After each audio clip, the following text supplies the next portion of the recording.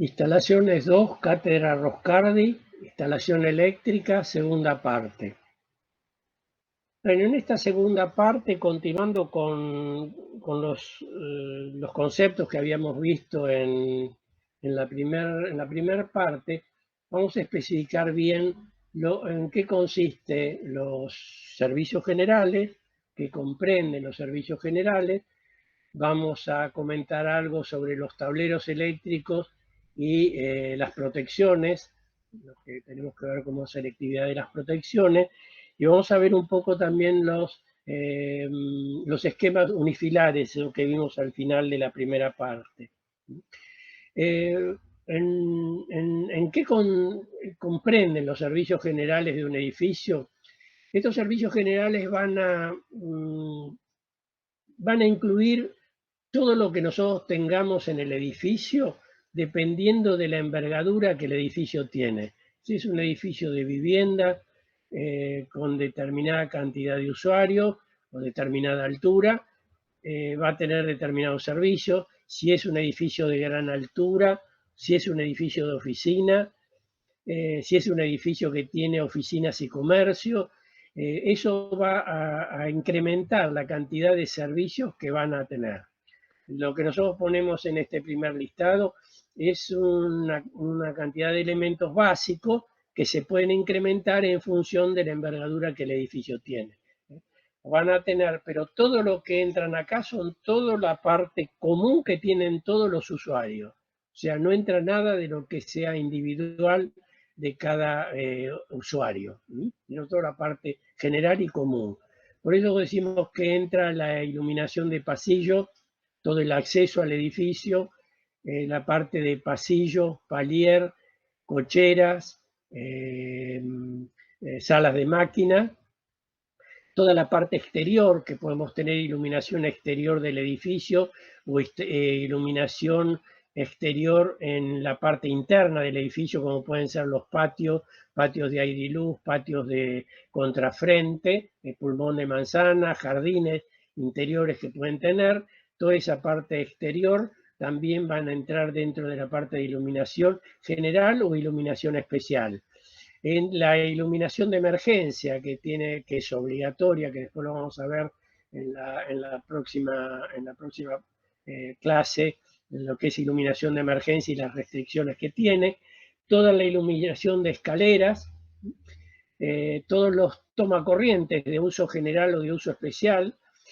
Vamos a tener que tener en cuenta que nosotros vamos a tener planta baja y pasillos de circulación que van a tener que tener tomacorrientes de uso general. Vamos a tener una sala de máquinas o varias salas de máquinas, y de pronto tenemos sala de máquinas en la azotea y sala de máquinas en el subsuelo. Vamos a tener tomacorrientes de uso general y también tomacorrientes de uso especial. Vamos a tener otros circuitos de uso específico que eran esos que yo les comentaba, que eran lo de todos los usos específicos de cada uno de los servicios, tanto de muy baja tensión como de usos específicos de las bombas y motores que vamos a tener. La parte de fuerza motriz, lo que atiende la parte de motores y bombas, entran ascensores, bombas de incendio, bombas de los pozos de bombeo cloacal, pozos de bombeo pluvial, las bombas impulsoras al tanque de bombeo, el tanque de reserva, presurización de escalera, en el caso que haya el sector de la caja de escaleras presurizada, toda la parte de calefacción, de agua caliente sanitaria, bombas recirculadoras, los pozos, la parte de recolección de agua de lluvia, y toda la distribución de canillas de servicio para el agua de lluvia. Todo eso lo vamos a tener dentro de estos circuitos de servicios generales. Después aparecen una serie de tablas que vamos a usar, porque además de las tablas que nosotros vimos en instalaciones 1 con respecto a los circuitos de uso general y de uso especial, acá van a aparecer unas tablas en que no nos da los grados de electrificación. ¿Se acuerdan que en las viviendas que nosotros teníamos en nivel 1 teníamos los grados de electrificación de las viviendas? Acá los grados de electrificación van a estar dados en las viviendas que tenemos en los distintos pisos. Pero como nosotros no vamos a desarrollar esa parte, nosotros vamos a tener las partes comunes. Y en las partes comunes no se refiere el reglamento al grado de electrificación, sino que atiende la cantidad de circuitos, la cantidad mínima de circuitos que nosotros necesitamos, lo atiende en función de la superficie que esos espacios tienen. Entonces vamos a ver que hay una tabla en el reglamento que dice número mínimo de circuitos para espacios comunes, y entonces ahí les da esos circuitos que son mínimos. Nosotros podemos poner muchos más, pero nunca poner menos de lo que nos dice. Entonces vamos a tener una cantidad de circuitos hasta 30 metros cuadrados de superficie, de 30 a 75, de 75 a 150 y más de 150 metros cuadrados. Y ahí nos va a dar la cantidad y tipo de circuitos. O sea, nos va a decir que tenemos que tener dos circuitos totales, siempre son dos circuitos mínimo, porque tenemos uno de iluminación y uno de tomacorrientes, no podemos tener mezclados tomacorrientes con iluminación, sino que son circuitos independientes. Entonces vamos a tener mínimo dos circuitos, 3, 5 o 6 circuitos. Hay algunos que nos dicen qué tipo de circuito de iluminación de uso general siempre, ¿no? Y de uso especial también, y toma corriente de uso general también, pero a veces nos pide que tengamos uno de uso especial de toma corriente o dos de toma corriente de uso general, y después hay algunos rubros, en el caso de 30 a 75 metros y de más de 150, en que nos dice que hay un tercer circuito o un sexto circuito que es a criterio nuestro. O sea que podemos usar cualquiera de los tipos de circuitos que están disponibles. O sea, no nos exige, pero sí algunos nos pide que sean, por lo menos, sean de uso general y de toma corriente de uso general mínimamente, y algunos de uso especial. Y después de esas tablas aparecen unos que son sí grados de electrificación, pero para la parte de comercio u oficina. Como nosotros en nuestro trabajo práctico tenemos oficinas que están en la parte del fondo, en la parte posterior del edificio, tenemos oficinas o estudios profesionales, y tenemos un local comercial en planta baja, también les agregamos esa tabla de los grados de electrificación, que también tienen que ver por superficie y potencia, pero son diferentes a lo que se usa en vivienda. Entonces, para oficinas y comercio se usan distintas superficies, 30, 75, 150 y más de 150, y se usan otros grados de demanda de potencia. Ya no son 3,7, 7, 11 y más de 11 como era en vivienda, sino que acá cambian los valores a 4,5 kVA, 7,5, 12,2 y 12,2, ¿no? O sea que eso lo tienen en la tabla para que ustedes puedan sacar la cantidad de circuitos que vamos a necesitar en la parte de comercio de la planta baja y las oficinas que tienen los estudios profesionales del fondo. Y también aparece una tabla nueva que ustedes no vieron en instalaciones 1, que es coeficiente de simultaneidad por cantidad de departamentos o de locales comerciales. O sea, como nosotros tenemos en este caso, creo que son 14 viviendas que tenemos, 14 departamentos, más el encargado, más las oficinas, hay una tabla en que nos dice que por la cantidad, de acuerdo a la cantidad de departamentos que tengamos, de 2 a 4, más de 5 a 15 o más de 16 a 25, nos dice que tenemos que aplicarle un coeficiente de simultaneidad, porque no todos los departamentos, ni todos los locales, ni todas las oficinas van a estar encendidas o con el consumo en forma simultánea. Entonces, para no tener una demanda de carga total del edificio muy, muy elevada, entonces aplicamos este factor de simultaneidad para reducir un poco la demanda, porque evidentemente no hay una simultaneidad de todo el consumo de todos los departamentos ni los locales. Entonces aparecen esas tablas nuevas, ¿no? Y después, ya yendo a la parte de tableros, aparecen la parte de los esquemas básicos de tableros. Nosotros tenemos que tener en cuenta que de cada tablero, en cada tablero principal nosotros vamos a tener una llave de corte que va a ser un interruptor termomagnético. Y después vamos a tener tableros seccionales. En ese tablero seccional que viene la energía, el vivo y el neutro, desde el tablero principal, vamos a tener una primera llave de corte. Esa llave de corte o dispositivo de cabecera de ese tablero seccional puede ser un interruptor termomagnético o puede ser un interruptor diferencial. No es necesario que yo tenga seguido dos interruptores termomagnéticos, uno en el tablero principal y uno en el tablero seccional, porque los dos son elementos de maniobra y protección. Entonces yo puedo tener un tablero seccional con un interruptor diferencial, y de ese interruptor diferencial salen 2, 3 o 4 circuitos terminales. Como para poner un ejemplo doméstico, llamémosle, el ejemplo que tenemos en nuestra vivienda. En nuestra vivienda tenemos una llave termomagnética, un interruptor termomagnético en la sala de medidores. O sea, al lado del medidor tenemos una termomagnética. Y después tenemos en nuestro tablero que tenemos en el departamento, que vendría a ser un tablero seccional, tenemos un interruptor diferencial. Y de ese interruptor diferencial alimentamos tres circuitos terminales: circuito de iluminación, un circuito de toma y un circuito, supónganse, de aire acondicionado. Quiere decir que nosotros en nuestro tablero, que tenemos tablero seccional en nuestro departamento, tenemos una llave de corte de cabecera que vendría a ser el diferencial, y tenemos los tres termomagnéticas que tiene que tener cada uno de los circuitos. Siempre acordándonos que cada circuito terminal tiene que tener un interruptor termomagnético.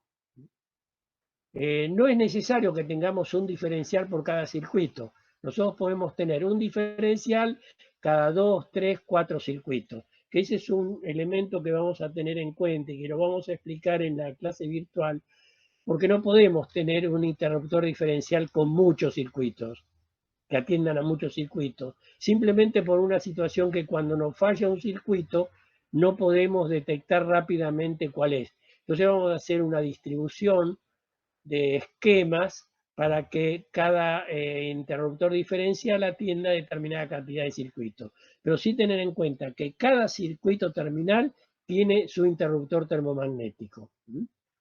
Después nosotros podemos tener un interruptor termomagnético, después un interruptor diferencial y después los interruptores terminales.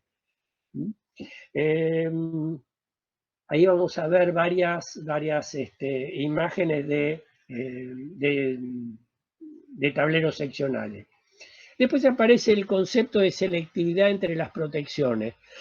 Van a ver que hay una imagen en que hay un ejemplo que ponemos para que se entienda qué es la selectividad. La selectividad en realidad es que cuando yo tengo una falla en un determinado circuito, ese circuito que tiene su interruptor termomagnético, esa protección tiene que operar previamente a que no opere una llave que está aguas arriba. O sea, nosotros tenemos un interruptor termomagnético de nuestro circuito y nosotros tenemos de pronto tres circuitos. De los tres circuitos falla uno de los circuitos, pero a esos tres circuitos tenemos una llave aguas arriba. Entonces nosotros tenemos que tener una selectividad, una conexión entre la llave aguas arriba y la llave aguas abajo, para que donde está la falla opere el primer interruptor. O sea, que no opere el segundo, sino que opere el primero. Eso es lo que llamamos selectividad. Es que el interruptor situado aguas abajo es inferior a la energía que necesita para entrar en acción el interruptor situado aguas arriba. Entonces, en ese ejemplo que vemos en una de las imágenes, vemos que tenemos tres circuitos.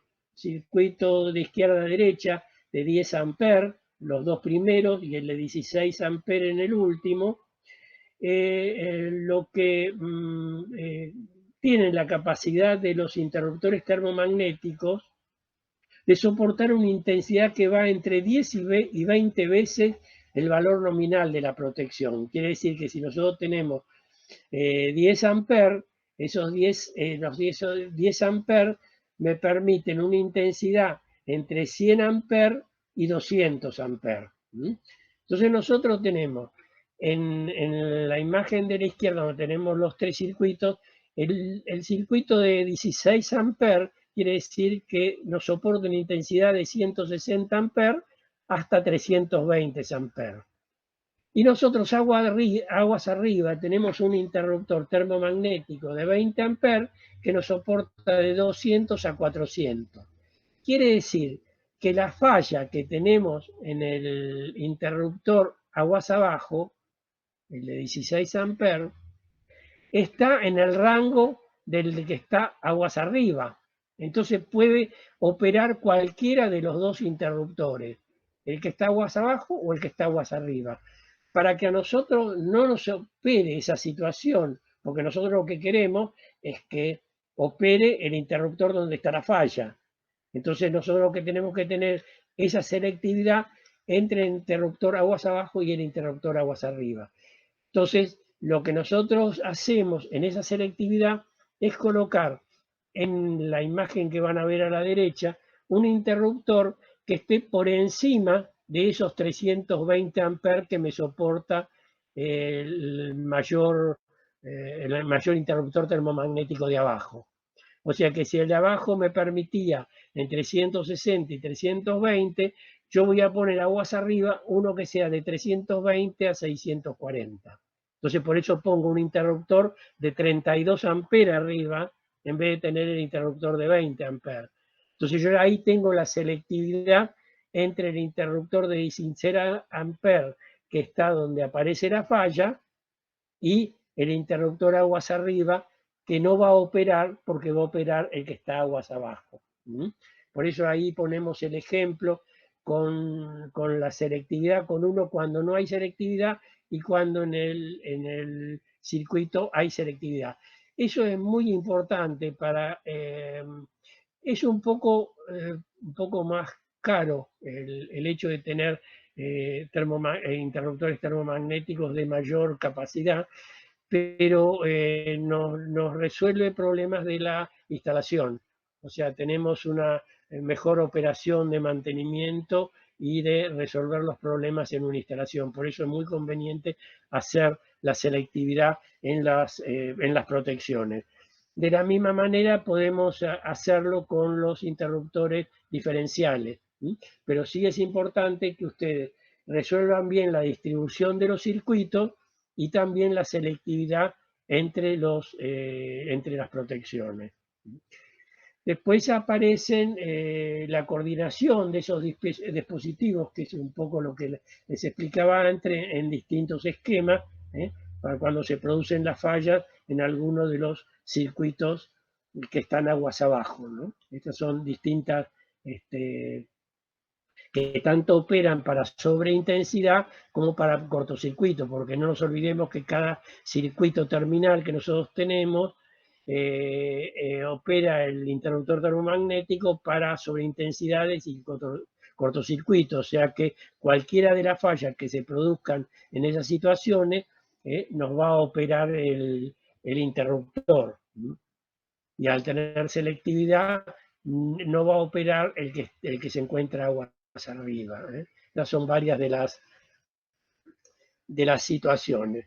Después vamos a ver un esquema típico de tablero de servicios generales. Es un esquema muy básico, pero en este esquema muy básico, en el que hay unos tres circuitos de iluminación y tomacorrientes de uso general y algún circuito de ascensores y de bombas y de iluminación de ascensores, es más que nada para explicarle porque hay algunos esquemas unifilares que tienen interruptores diferenciales que atienden muchos circuitos, pero eso es un inconveniente. O sea que fíjense ustedes que en un esquema que hay, en ese esquema básico, aparece desde el servicio general que está en el tablero principal una llave de corte que corta todos los circuitos y todas las redes. Pero después aparece un circuito con un interruptor diferencial que atiende 3 circuitos de uso general.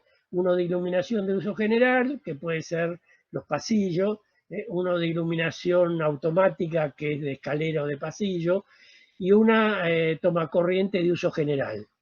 Esos 3 circuitos pueden estar atendidos por ese interruptor diferencial.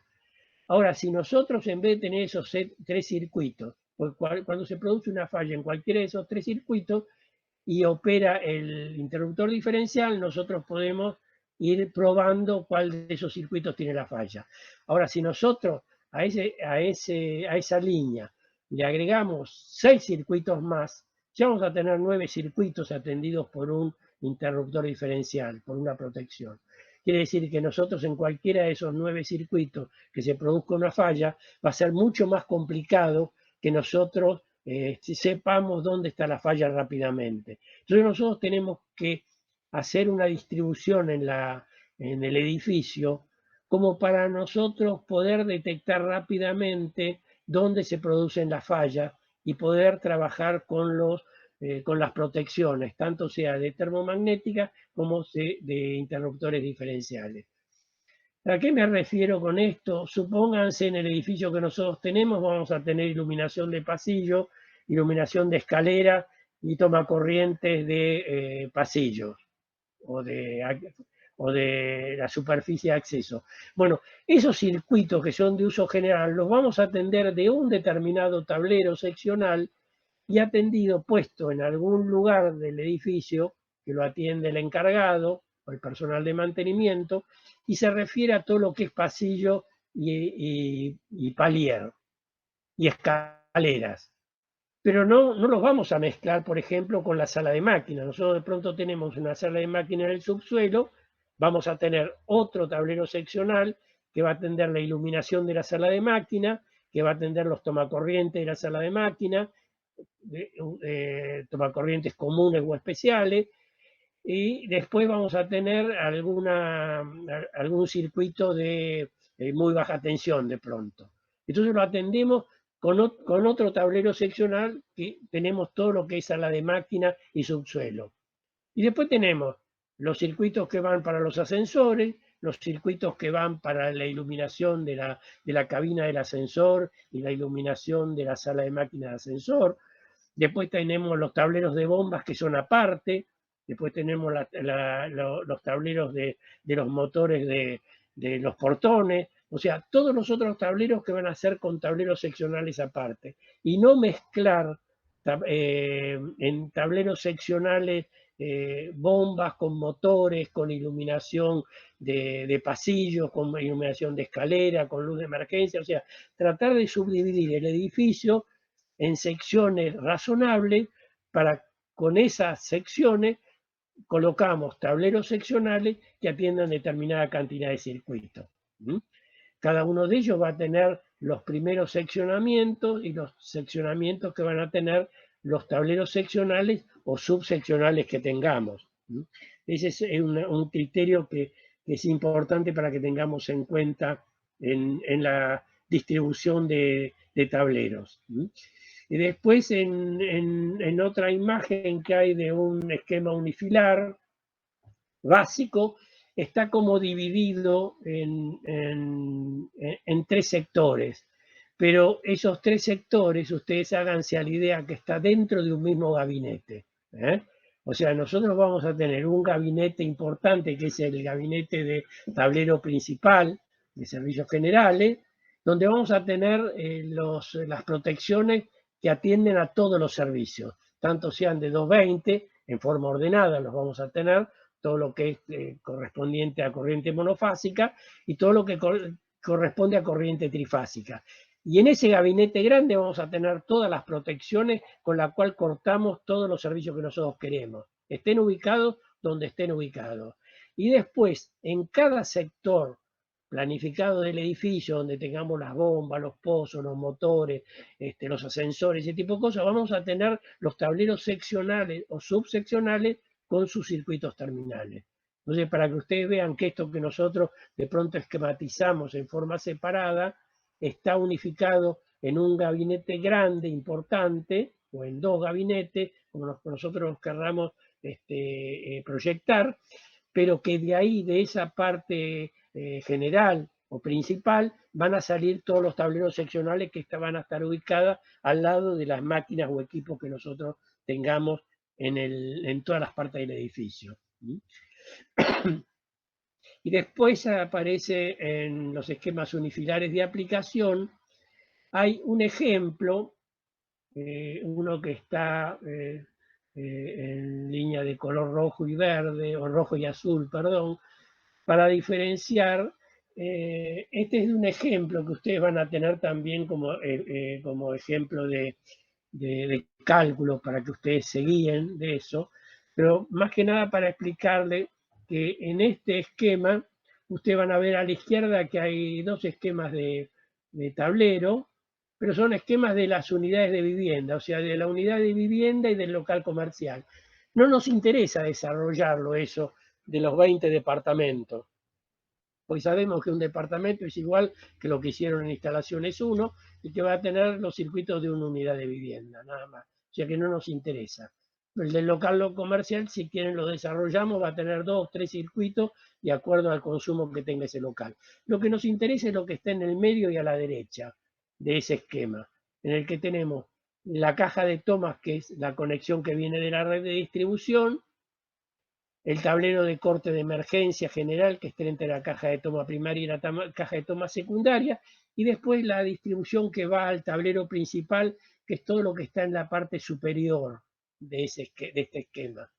Todo lo que está en la parte superior es lo que es el tablero principal de servicios generales. Y vamos a tener en el medio todo lo que corresponde a corriente monofásica de 220, y vamos a tener todos los tableros seccionales que atienden las partes del edificio con corriente monofásica. Entonces vamos a tener la parte de escaleras y pasillo, la parte del hall de entrada, la parte de sala de máquina, o sea, sala de máquina o subsuelo. Vamos a tener los circuitos de uso común, iluminación de uso general, toma corriente de uso general, toma corriente especial. Son todos circuitos que se atienden con corriente de 220 volts, corriente monofásica. Y vamos a también a tener algunas bombas que son muy chiquitas, que son las bombas recirculadoras que trabajan con corriente con muy baja potencia, las bombas recirculadoras de calefacción y agua caliente, que también las incluimos en esos circuitos de corriente monofásica. Y después en la parte de la derecha del esquema vamos a ver todo lo que es corriente trifásica, con toda la parte de motores o bombas de mayor capacidad, que entonces lo vamos a tener atendido por circuitos de corriente trifásica con sus tableros seccionales ubicados al lado de cada uno de esos servicios. Y ahí vamos a ver el tablero seccional de ascensores, el tablero de las bombas de impulsoras del tanque de bombeo al tanque de reserva, el tablero de bombas del pozo de bombeo cloacal, el tablero de bombas del pozo de bombeo pluvial, y podemos tener también bombas que pueden ser monofásicas, que van a ser de la recolección de aguas de lluvia y la distribución a las canillas de servicio que tengamos con el uso de la recolección de agua. Este es un primer esquema. Todo lo que está en la parte inferior de este esquema son esos tableros seccionales que van a estar ubicados en distintas partes del edificio como nosotros querramos ubicarla. Van a estar o en planta baja o en subsuelo o al lado de los equipos. Esa es la distribución que nosotros tenemos que hacer en nuestro proyecto.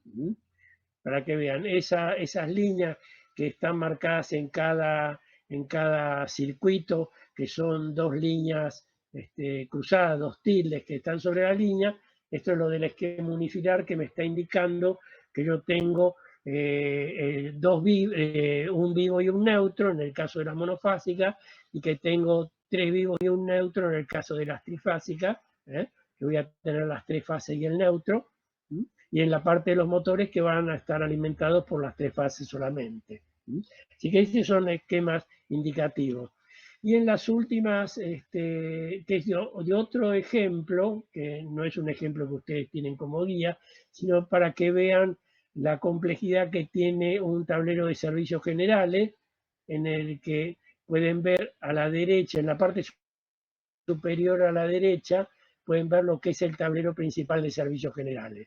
Esto está en la parte superior a la derecha. Y toda la parte que está en la parte media e inferior, perdón, la parte media e inferior, son todos los tableros seccionales que salen de ese tablero principal. Entonces van a ver que están separados cada uno de los tableros seccionales con la indicación de la carga que tiene, la capacidad que tienen las protecciones, qué tipo de protecciones tienen, el calibre de esas protecciones y qué tipo de cableado, qué tipo de complemento, como pueden ser elementos de protección como guardamotores o todos esos elementos que hablábamos antes que pueden tener cada uno de los tableros. Entonces van a ver que en cada uno de esos tienen la explicación de lo que es cada uno de esos tableros seccionales, que va a estar ubicado en distintas partes y además van a estar atendidos desde el tablero principal que está después del medidor trifásico. Y después creo que hay algunas imágenes como están agrandados esos tableros seccionales, del ejemplo 2, para que vean cómo se desarrolla cada uno dentro del esquema general, para que vean qué tipo de protecciones tienen y qué tipo de distribución se le hace. Así que son ejemplos más que nada indicativos que después lo vamos a desarrollar más que nada sobre la base del trabajo práctico que tenemos en la clase virtual para explicarles también cómo acceden al ejemplo indicativo que tienen en el campus, ¿no? Pero estas son todas las imágenes de las distintas posiciones de los tableros seccionales de los distintos equipos que atienden el edificio. Bueno, con esto terminamos esta segunda parte y como siempre tenemos la bibliografía indicativa para que ustedes puedan consultar. Gracias.